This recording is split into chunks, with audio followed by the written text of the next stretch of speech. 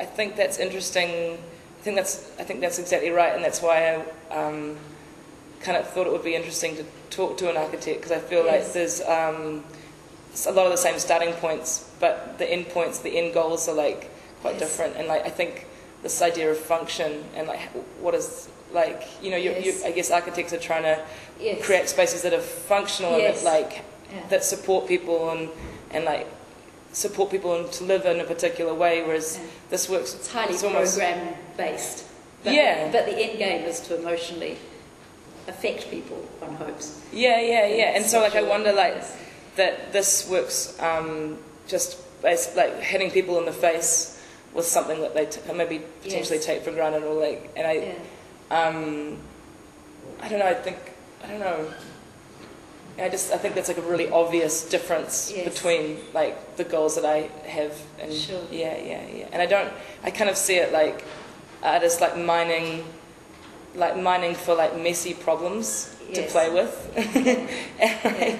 and like how architects I feel like are always maybe thinking more in the future about like designing things, like designing functional things, and so it's kind of good to I don't know. Well, there's just also the sheer practical problems, how you made all those trusses and things.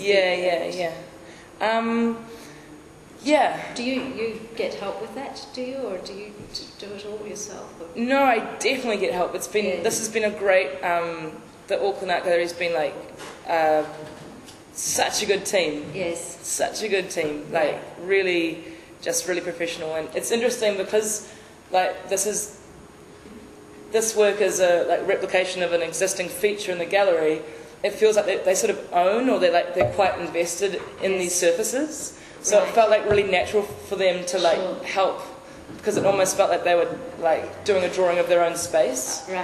And so I was thinking like, so if I was like, if this sculpture was like a giant bunny rabbit, like with I don't know something rather else, it may not come as naturally, but like it almost like they had a second sense like to help and to like understand the forms, and it was this kind of beautiful thing. Oh, because it is a lovely thing too, because you no longer take the trusses for granted, and you understand or get close. Well, you just reflect on the fine detailing of them and how fine tracery they are, especially when they're holding up a concrete roof, which I don't know if many people know. So did you like? So that sort of really shows up that dichotomy, doesn't it? Definitely. Did you ever consider like covering these trusses when you guys were like refitting the building? Or was like, how come you decided to leave them like exposed?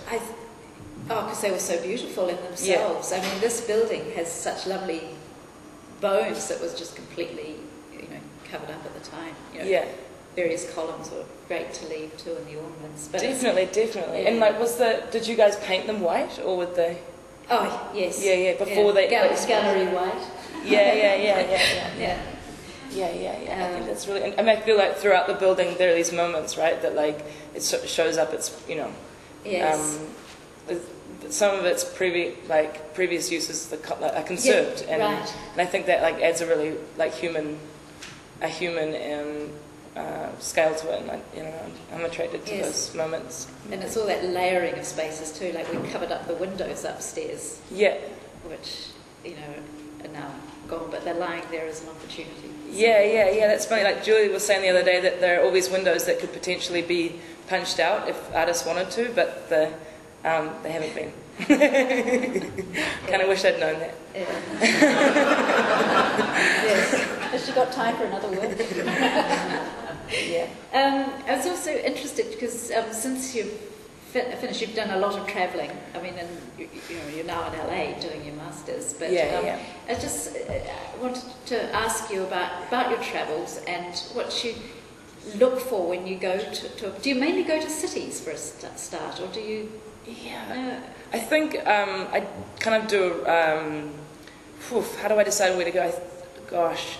What attracts you to places then? And what? God, I think it's like that's kind of a hard question, because it's always different. It can be like a friend living somewhere, or like a legend of a particular legacy of like design or architecture, or like visit Philadelphia to see the Duchamp room or the Brancusi room, or you visit Chicago to see the buildings. I don't know, but sometimes it's like great just to Yes. go see people like living in a, that's always the everyday stuff, and you never, Yeah, so I don't know if there's so you haven't been on like a pilgrimage. I mean, who's influenced you internationally? Is there anyone that, gosh. Architects are always going on pilgrimages to see buildings. Yeah. No, that's right. I think that I guess I'm still I think my mum and my dad have travelled a lot, and I think that something that was really influential on me was we did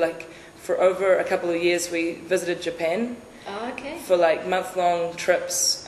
You lucky thing. Yeah, it was amazing. Why didn't we do that, Mum? That's right.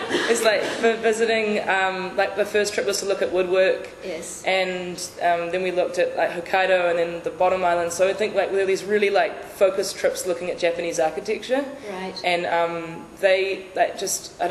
that made a huge impact on me. Yes.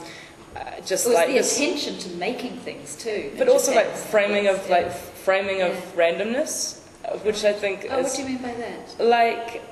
I don't know, there's something that really struck me was you'd go to temples and it would be quite a formal, minimal garden, but then there would be whole patches which are just left to grow as they wanted. Or famous garden was raked stones, yes. a couple of rocks, and then just a sandstone wall which is left to age. And so those framing of those of these counterpoint of the thing. Yeah, I guess sort of the aging. Maybe yes. that's some sort of tribute to that. Yes. That the beauty in these existing services. Right. Which I think back to, I just think that we've got an incredible sense of I don't know. Yes. Relating to nature, but not necessarily representing nature. Not trying to represent. Right. The forest, but kind of framing the forest. Yes. Right. I don't know. It's very down to earthness. I feel like a lot of the architecture sits really nicely in its site as well, which I think is. Yes, there's a lovely gallery in Paris. Have you been? Maybe which one?